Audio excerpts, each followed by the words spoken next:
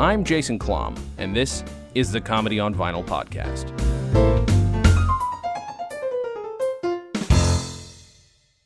The year is 1959, the album, An Evening Wasted with Tom Lehrer, the artist, obviously Tom Lehrer, and my guest this week is Nell Scovell. Thank you so much for doing the show. Oh, thanks for having me. So, okay, now, full disclosure, you're here to talk about this album, but I want to make sure people up front know about your book. So let's talk about that first, and we'll talk again about it at the end of the episode. Oh, great. Well, it's called Just the Funny Parts, and a few hard truths about sneaking into the Hollywood Boys Club. And it's about my 30-plus career writing comedy, but also directing movies and working on The Simpsons and Letterman and Monk and some other fun shows. Perfect. And it's a delight. I have not finished it, but I have it right here. It is just so much fun. And the thing is, you've written on, worked on so many things that I grew up loving that it's that kind of thing is overwhelming when I read, she worked on everything that I loved. Like it's you wrote one of my favorite Simpsons episodes. I mean, that's enough for most people, but you also wrote on so many heavily influential. You wrote on, can we talk very quickly before we get into this?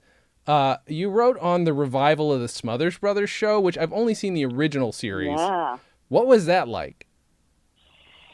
It was really my first job on staff at a network show, and I was hanging out with Harry Belafonte and Martin Mull, and just so many people who it was like being through the looking glass, like I had stepped through the television. And, Tommy Smothers was one of my first TV mentors, and he's so funny. And people should listen to their albums. They're hilarious. Yeah, they're some of the first ones we talked about because, and nobody picks them. Almost no one picks them to talk about on the show, but they are my absolute favorite albums. And agreed. They're wonderful. You know what's so funny is they came up. Go ahead. With such a clever notion, which is, and this is what SNL struggles with all the time. Like, how do you start a sketch and then how do you finish it? Mm-hmm. What the Smothers Brothers did is they started with a song, then Tommy would jump in and interrupt, and they would do their comedy sketch. And then they would finish the song, and the audience would know it was over, and everyone would applaud. And it was just this very organic way to, it was like the M&M candy around the chocolate. Yeah. I find that format delightful as well. Sorry, somebody just called, so I got totally distracted from what I was about to say. Jesus, I am the worst interviewer on the planet. But no, it's just nice to have somebody on this show who not only appreciates the Smothers Brothers, but has worked with them. When they talked about, there's a great documentary people should watch called Smothered, where it's so good. But I just love very much that their ethos was, well, CBS asked us to come back. They wanted us to be, pushing the edge again, and they said, no, screw yourselves. We're gonna be kind of middle of the road now. Yeah. That was their rebelling, was they're gonna be middle of the road. What a bunch of smartasses. I love it so much. That's so good. I love that. That's an amazing first job. Like, that's phenomenal. How did it prepare you for working in the various different writers' rooms, including having to deal with all the dudes you've had to push your way through? Well, I mean, it was weird because it was me and 5 guys who were all in their 50s. I was in my 20s. Oh, so it God. actually didn't really prepare me in that. It was just, I was never in that situation again. Yeah. And it made me really happy when I was then with peers who sort of shared my sense of humor more to, working with Conan O'Brien and Greg Daniels. And sure. It did make me appreciate that. I get that. That makes sense. So why did you pick An Evening Wasted with Tom Lehrer in particular? Well, I I grew up in Newton, Massachusetts, and that was very far away from Hollywood and the entertainment industry. So to me, the biggest star on the planet was Tom Lehrer, who taught at MIT and made these really funny albums. And so there was something accessible. I could, breathe the same air as he did. I love that. He's a guy who has this. His air is so incredibly. I don't know how to describe his manner, but it's very easy to parody in terms of like he's as East Coast as you're possibly going to get. Yeah. But he's also this delightful mix of highbrow and lowbrow. This album, I mean, it opens with a song about poisoning pigeons, but sung beautifully, and played Right. more than competently. All the world is in tune on a spring afternoon while we're poisoning pigeons in the park. And, it's just that it is my favorite, that twist from, the lovely day, and then the gut punch of poison. And it's classic black humor, which really appealed to me as a kid. And it seemed so subversive at the time, too. Mm-hmm. Did you... And he's very buttoned down. Yeah. He's the spectacle. He had gone to Harvard. He was a prodigy. He went to Harvard at 15. He was a math genius. And so there was, I was from a super nerdy family. So they're just like, he was all that, but he was funny, too. Yeah. So that was really captivating. And then it was subversive but not mean. And I really think that's what I loved about his comedy. Yeah. Was this an album that was in the house growing up or one that you bought yourself? This is my parents went and saw him perform. He didn't perform. He only performed. There was like a 3-year window, I think, that he actually did performances. And so they brought this back, and I wore it out. Yeah. Oh, that's so good. Was it something you listened to with the family, or did you get to take it aside and listen to it yourself a bunch? So I think I listened to it mostly by myself. And I was pretty young, because I do remember he's got one song called The Masochism Tango, which is all about a guy who's being, burned, and you caught my nose in your left castanet, love. I can feel the pain yet, love. And I had no idea what a masochist was. So it also had that little thing, which is so great when you're younger, where it's something kind of naughty. But we didn't have the internet back then, too, so it's not like you could just say, what is Quora? What is a masochist? So I knew it was kind of weird and sexual, and so that also, again, was one of the reasons I think why I listened to it alone, is because I wasn't sure if I was supposed to be listening to it. That's so good. But I also love that it was still fully endorsed by your parents. That still was like, no, this is okay. This is a cute thing that we can get away with playing in front of the kids. Well, but he was so clever. He did a whole song about Oedipus Rex that is based on the old Greek tragedy. So, like you said, it was really highbrow. So he's poisoning pigeons, and then he's singing about Oedipus Rex, but it's all to this incredibly jaunty tune. And I remember the last lines are that. So be sweet and kind to mother, now and then have a chat, buy her candy or some flowers or a brand new hat, but maybe you had better let it go at that. Or you may find yourself with a quite complex complex, and you may end up like Oedipus. I'd rather marry a duck-billed platypus than end up like Oedipus Rex. So there's a lot going on in here. and it's all about the boy who loved his mother. Um, and there's the wordplay, which I love, the complex. There's Sure. the, reference, the literary references. And then there's just the silly, rhyming Oedipus with platypus. Yeah. It's this wonderful combination of there are subtleties. There are definitely ham-handed moments when he wants to, or when he can act out in. Again, there's sometimes when he does these little winks with his voice, where when he says loves his mother, he just he over exaggerates it a little bit, where it's just so like hilarious and also a little disturbing, as it should be.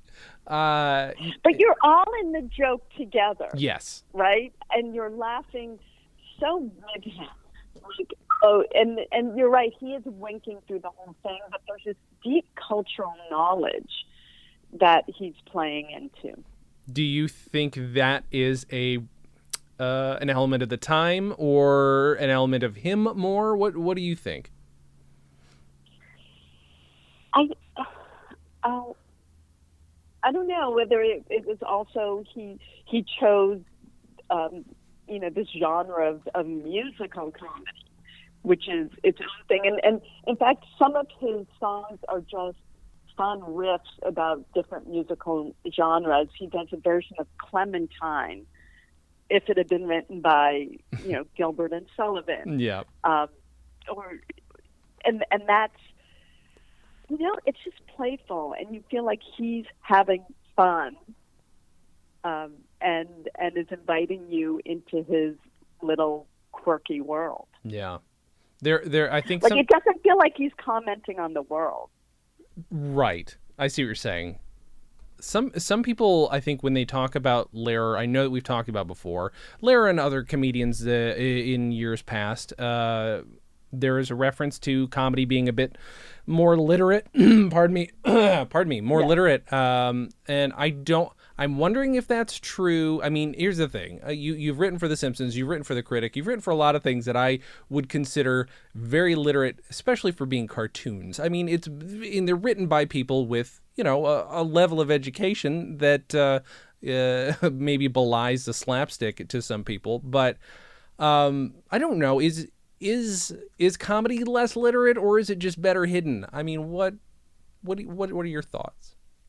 Well, I think if you're talking about cultural touchstones, I think society's less literate right now. So, the idea of someone getting up and talking about, they'll talk about 50 Shades of Grey, or to me, it's always funny when someone does a lean-in joke, which was a big bestseller that I co-wrote.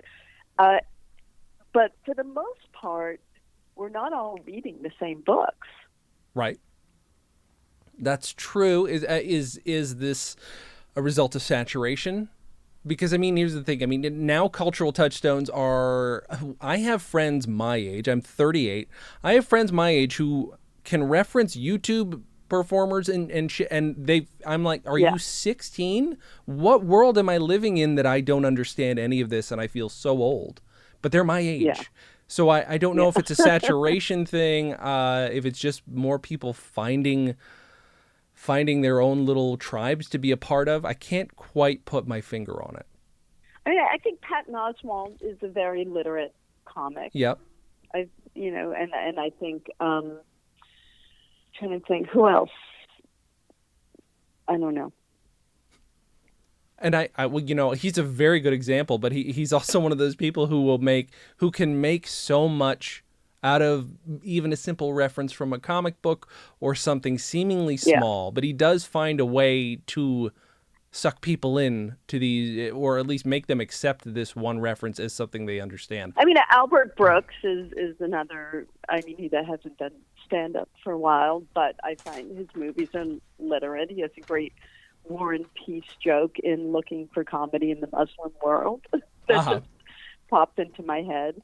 He's talking about procrastinating and decides that Tolstoy probably waited to the last 2 weeks to write War and Peace. Brilliant. Yeah. Did you ever listen to Albert Brooks's albums? Because I'm more familiar with his albums than I am his movies, which is maybe strange, but Oh no, but I do. His movie "Defending Your Life," I think yeah. might be my favorite movie ever made. It's an essay about life, death, how to live with courage and make your life meaningful. It's hilarious. Yeah.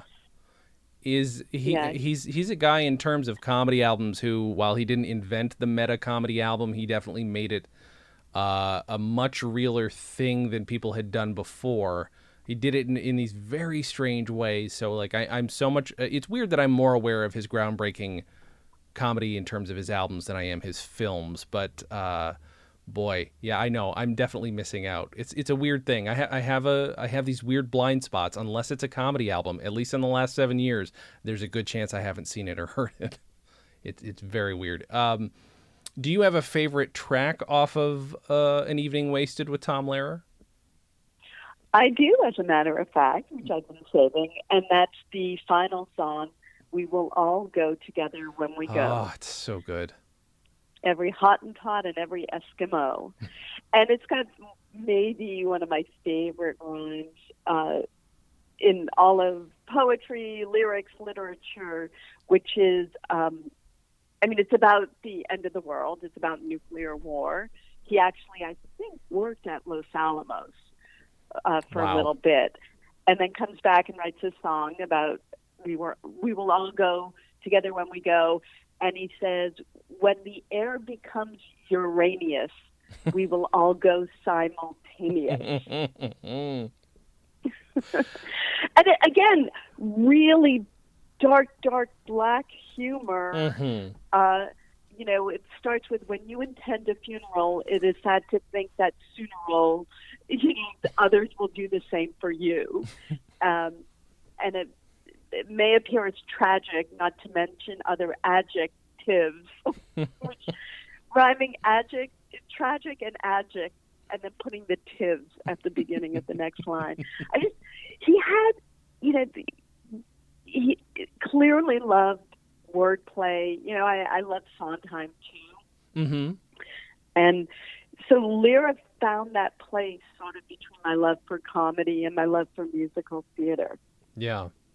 That song is so darkly satisfying. It's one of those things that it's obvious. It's a march. It's supposed to be so celebratory of the worst, yes. the worst possible ending for us all, and at the time, and many times since, has seemed to be the most likely end for us all. So it's I don't know. Even thinking about it makes me sad and makes me happy at the same time. They're irretrievably linked when it comes to this song. That's why it's so powerful, I think. Yeah. Do you ever find yourself, and I guess you've had opportunities, but it doesn't mean it's necessarily made its way. Have you found opportunities to reference Tom Lehrer specifically in your work, or is it something that might just be a subtle, it's made its way into your DNA? Oh, it's definitely in my DNA. I don't know about it in the work. I did. He did, after teaching at MIT, he moved to UC Santa Cruz. Right. And about, I would say 10 years ago, I tried very hard to get in contact with him. And Mm-hmm. I really wanted to make a pilgrimage up there. And I guess he's become quite a, recluse. And I couldn't get a response. So that made me sad. I wish he knew how important he was to me, and I'm sure so many other people.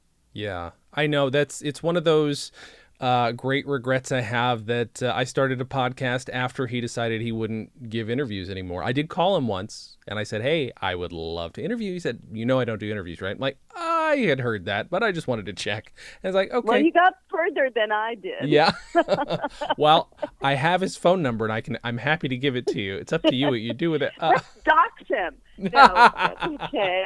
I will respect his desire for privacy. I hope he did get my note, though, because because I put some time into it, okay? Yeah, of course you did. Of course you did. I mean, here's the thing: if your knowledge and memory of these lyrics is anything, any indicator of how much you love his work, and I think it is, then of course you did. Of course you spent a lot. Have you ever seen? Speaking of having this stuff memorized, number one, how much of the Elements song do you have memorized, or do you just have bits and pieces that you particularly love? Well, that was never one that like spoke to me. Okay. But I have a son who's now a junior at Harvard and studies forensics, and he was singing it by the age of 12. Uh-huh. So that's in fact, he just sang it over Thanksgiving. We did a little talent show. Oh my God. He brought it out, but it annoys him that he didn't do the Elements in the right order. So. But, at the end, he rhymes discovered with Harvard in just the most delightful way. Oh, my God. I love shoehorns like that. He does them with such glee where you could never get angry at him for doing them. It's so funny. I was going to ask you if you'd ever seen Daniel Radcliffe, Harry Potter himself, is a giant nerd for that song and has the same tendency. He likes to sing that song. Basically, I don't think you could stop him. If it comes up, it's very weird and it's adorable to watch.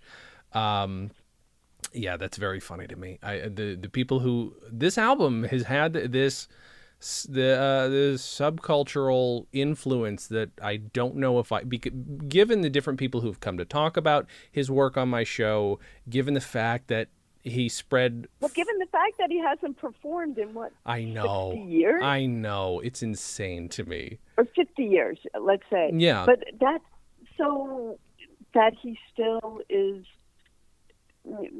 revered and loved and sung at Thanksgivings mm-hmm. by nerds. Yeah, of course. And, let's make sure that caveat's in there. No, but you're right, and I do think you can draw a line from Tom Lehrer to Simpsons and Futurama and maybe even Big Bang Theory of this sort of like dark, nerdy humor. Yeah. And I think he's the father of that. Oh, absolutely. Absolutely. What I do appreciate about these, though, is that for all 11 songs that are on this album, there is a full story in each one of them. These could be just little précis. They could just be a sketch. They wouldn't have to be as complete as they are, but they're all complete. They're all. I think there's a story in each one of them. And musically, they're right there. So that's not an afterthought. Right. I just watched some of the Adam Sandler special that just went up, and he does a lot of little songs, and they're funny, but it's all the same twist at the end, and then he died kind of thing. Right. So you're like, all right, I get it. Yeah. But yes, these are each unique and weird in its own way. But and I'll also say, like when I was a kid, there was you had like Don Rickles and. Like, I don't like insult humor, or there's the slightly smutty guys, the Bob Hope leering at the girls, and I didn't like that. Or you had the self-deprecating humor. Mm-hmm. And none of that really spoke to me, but what got me was Tom Lehrer, and then next was Monty Python. Yeah. And listening to that album over and over. Here, I've never had an opportunity to really talk to anybody else much about this. You would not believe Monty Python has picked less than you would think on this show. How, in your mind, do the album sketches compare to the TV show? Well, the album I listened to was, the album I listened to was basically the parrot sketch. It was from the TV show, but we didn't get to see them, so it was a radio show of the TV sketches. Right. And I loved them. And those were great, too, because those, unlike Tom Lehrer, my parents, didn't get them at all. Sure. Of course. I mean, timing-wise, that's for if they were adult, you're lucky that they love Tom Lehrer, but there's no way in hell Monty Python was going to track, I don't think, for a certain generation of people. I could be wrong, but it does seem like that is just just out of reach, just barely out of reach. Their albums are wonderful, and I personally prefer the albums to the TV show, much as I love the TV show. But I think the Oh, albums are better. interesting. Yeah, I think they're. I don't know. It's because I think you can. It looks like a TV show, and it's fine. I love them. But the albums, Yeah. they spent so much time sound designing them. Because especially when they were recreating them from the TV show, we got a little more time to maybe tweak this, make it a little better, so they had more Well, Miss time. Ann Elk, now that I'm thinking, like, I've never seen, was Miss Ann Elk ever a TV sketch? I just know it from the album. Let me see, because is that on now? The album you had, was that the one with the foot on the Remember cover? Brackets, Miss Brackets? Yes, right. Yes, it was. It was on the TV show. See, and this is like I had to look it up to be sure because again, I'm more familiar with the albums. Yeah, yeah. I think that from that, if it's the one I'm thinking of, if it's the album with the foot on the cover, which is one that I have on my wall. Oh, really? Oh, I love that. It's a good one. Yeah. If that's the one you were listening to, then yeah, those were all from the show, although to the best of my knowledge, they were recreated for the album and remixed and kind of redone to tweak them a bit. What was on another Monty Python album? That's what I'm looking at now. Yeah. I think that was it. Oh, yeah. That one is delightful. We talked about that a few months ago with a gentleman out here. That it's all mostly stuff from the show, but again, heavily edited and with sound effects. And the funny part is, I don't remember how old he was at the time, but their producer was 17 when he first started working with them. Oh, my goodness, really? Yeah. And they were recording in his shed in his backyard. And then the other album I listened to a lot, I didn't listen to Bob Newhart or Albert, but I'm a little ashamed to say, but Bill Cosby. Well, I mean, we all loved Bill Cosby. His album. We all loved Bill Cosby. I mean, what are you gonna do? We didn't know. Yeah, they're brilliant. We didn't know. They're brilliant. Yeah. I mean, they're in many ways perfect comedy until you then realize what diseased mind was writing them up. So it's like, okay, well, I'll just reassess. You don't have to reassess yourself. Just reassess his it's rough But though. I don't think. I think kids like them because I don't think they were that smart, and that they. Actually, he did funny voices. I don't think I would have liked them as an adult the way that I can still enjoy Tom Lehrer. Right. No, that also makes sense. It does not have. It's not on the same level. It's not coming from the same place at all. We didn't even talk about Alan Sherman. Oh, right. Either. Did you grow up with Alan Sherman? Was that something after Tom Lehrer? I'm curious. For you? Before. Hello, Mudda, Hello, Father. Oh, of course. A little, but, again, like, I sort of was intrigued, but that one didn't grab me. Uh-huh. Like, Tom Lehrer was the assimilated version uh-huh. of that. So, yeah, those were the big ones. And then I got to college, and then Steve Martin, was huge at the time, and so we listened to those albums constantly. Of course. Yeah. Oh man, so the first two I'm assuming Wild and Crazy Guy and Let's Get Small, were those the ones you listened to? Let's Get Small was the one I loved. Is that one with the Oblong and Have Your Knees Removed? Yes. The song? Yeah. Brilliant. That was the one. That's another and again, one that like weird wordplay. Mm-hmm.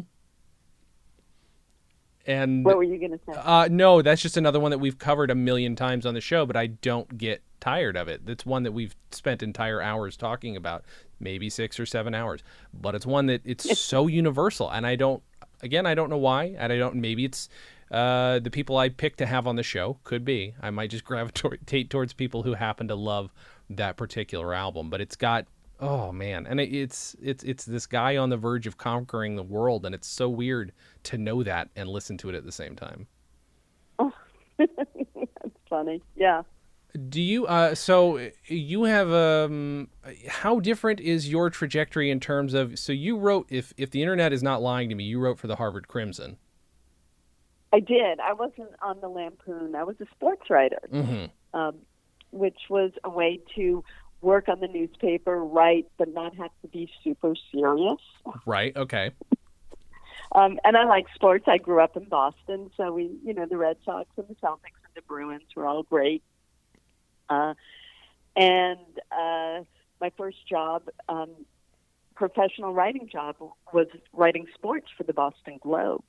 And then I moved to New York, and I just caught this wave when I got hired at Spy magazine. Right. And that was incredible. That was just, I was so lucky, too, because just thinking about sense of humor and how, I hope everyone who wants to go into comedy when they're young can find themselves in a place where you're encouraged to push boundaries. Yeah. The way I was at Spy, where we all sort of shared this kind of subversive sense of humor. And instead of saying, no, that's mean, they were like, no, go further. Yeah. Oh, that's And comforting. I mean, we always, to me, hoisting someone on their own petard is the greatest thing Yeah. you can do. So, yeah, no, that was, and then, I jumped from there to Vanity Fair, and one day ran into an old editor who said to me, Nell, I don't mean this as an insult, but I think you could write for television. And that was the first time it ever occurred to me. Wow. Yeah, that is not the typical church. I mean, there, again, and I don't know how comparatively in terms of male to female on the Lampoon. I don't know what the metric there is. I don't know what the ratio it was is. so hard. There weren't that many when But then, when I was in college. So you were writing with humor. Were you shooting for writing comedy at the time, or you just weren't sure what the outlet would be for it? No, I think, again, growing up on the East Coast, I didn't even know people wrote for TV. It didn't seem like a profession. And everyone in my family was funny. My siblings were funny. My aunts were hilarious. My dad's super funny. And so funny was just, everyone valued it, but it wasn't like, I'm going to devote my life to comedy. Yeah. So it was pretty great, though, when I figured out you could. Right, of course. It's so much fun, like when you're in a really great sitcom room and people are getting paid to make each other laugh. Yeah. And it's a hard day at the office means you've been laughing all day. Right. I mean, that's a wonderful support system, not only for creativity, maybe for the ego a little bit too. What sort of environment did you find was, this is actually helpful. I'm actually getting better writing out of this writer's room or this particular arrangement, because I know that some are more toxic than others. I'm just curious if maybe what the most powerful ones were for you.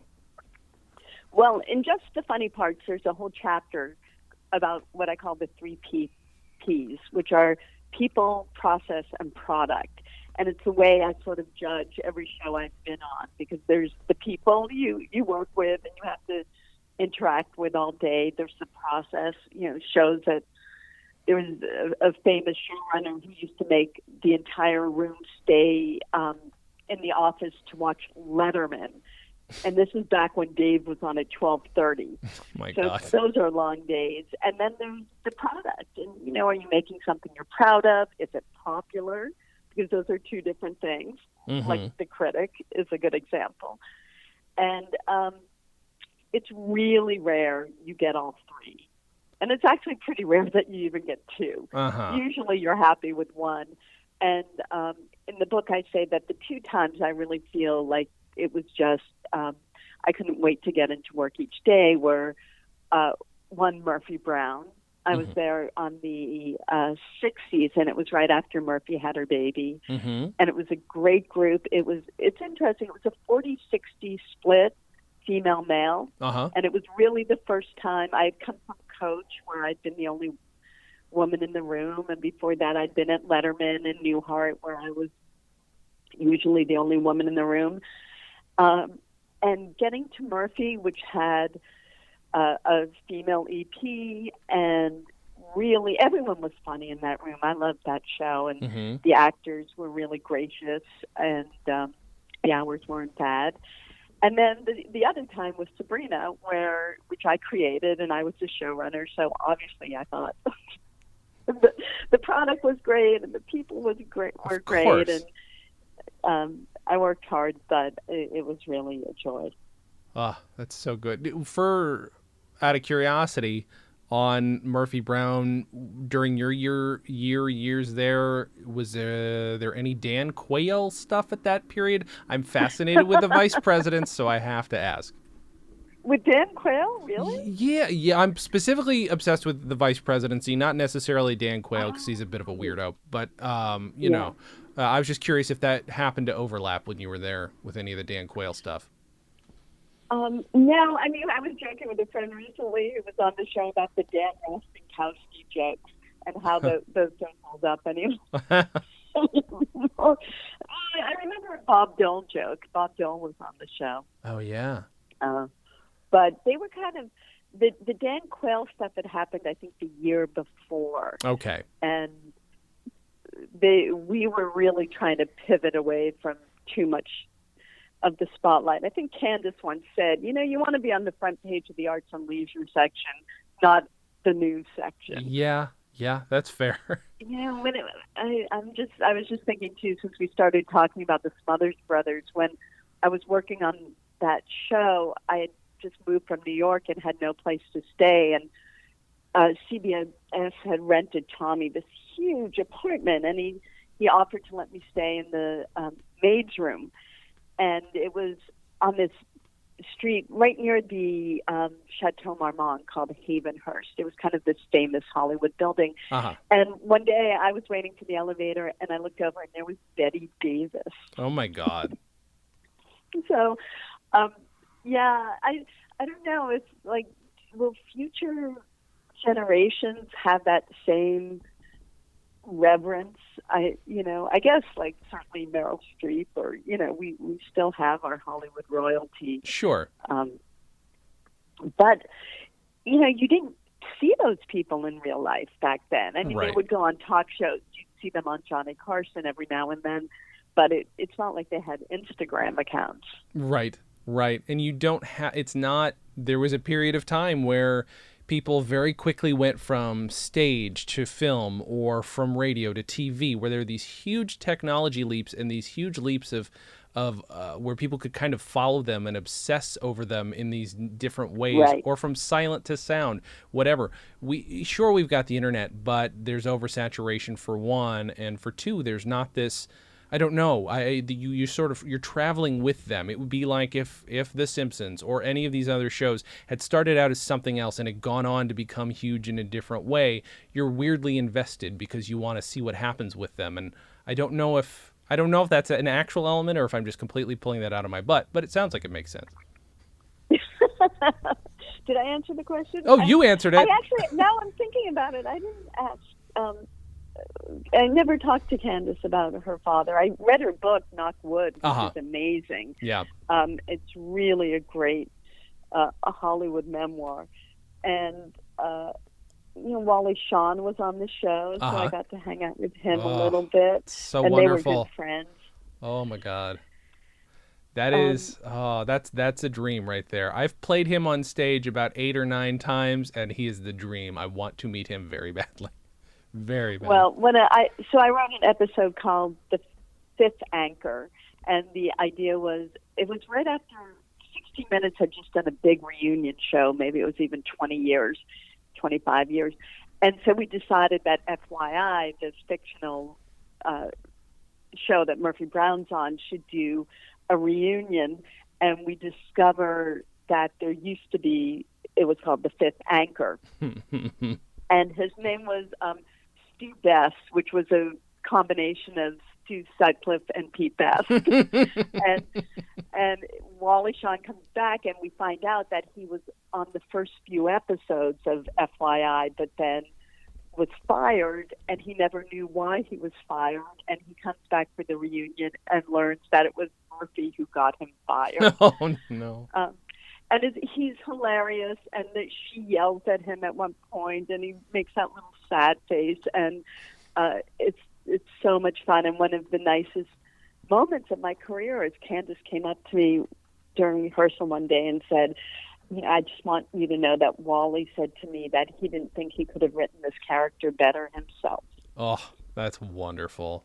Oh my God. Yeah. I love, you know what, now I'm going to have to go stream that episode because I don't remember It's a it for good whatever one. reason. And I'm going to go now watch that because also anything he's in, I will watch. It doesn't matter. He's so good. He's a genius. I have a friend who's doing a podcast and it sounds silly and he knows how silly it sounds, but it's a lot of fun. It's called My Minute with Andre and he goes minute by minute of my dinner with Andre. And it is a fascinating. That guy put up with me doing Wallace Shawn impressions for 2 hours straight, basically. And I will tell you, that's a great show. Worth it. It's weird, but it's definitely worth it. And Wallace Shawn is captivating. And I don't know what it is about him, but he's captivating. Could not tell you. He's unique, Mm-hmm. and at a time when everyone's trying to run to the norm, and he's just himself. Yeah. Okay, so what I like to do is I like to have people recommend the album if they want to. I'm assuming in your case you do. In a couple sentences, why listen to An Evening Wasted with Tom Lehrer if you've never heard of it or if you've never heard of Tom Lehrer? If you like good writing, both words and music, with a dark sense of humor, and you might just learn something. I love it. It's perfect. And it's dark as hell. It ends with the darkest, most delightful march off into the fucking sunset that you'll ever listen to. Well, I've been thinking of that song a lot these days with the political climate. Yeah. They all go together when we go. Hard not to, really. Hard not to. So let us, again, tell people about the book, where they can get it. Also tell people where they can find you and your other work. And if there's anything else to promote, let's go for it.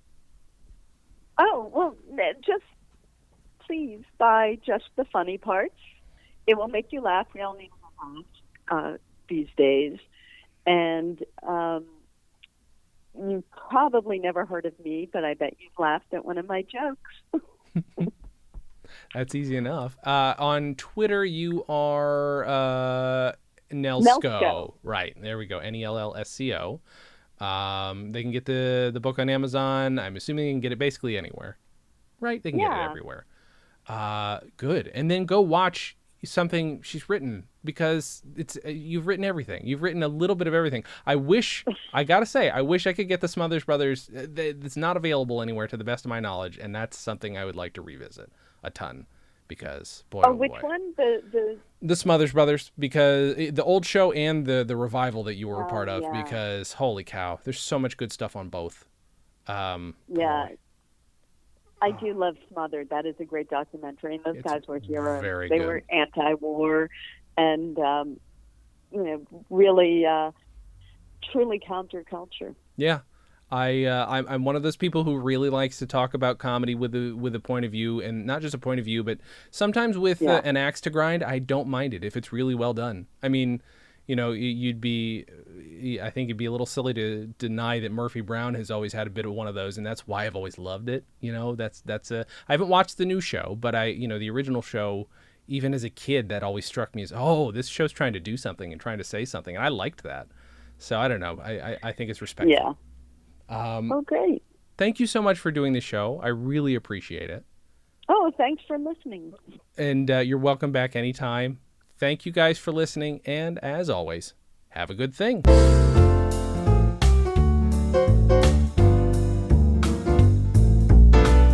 Comedy on Vinyl is a production of StolenDress Entertainment. It is produced by Mike Worden and is hosted and edited by Jason Klom. Our theme song was composed and performed by Richard Levinson. You can email us at podcast@comedyonvinyl.com.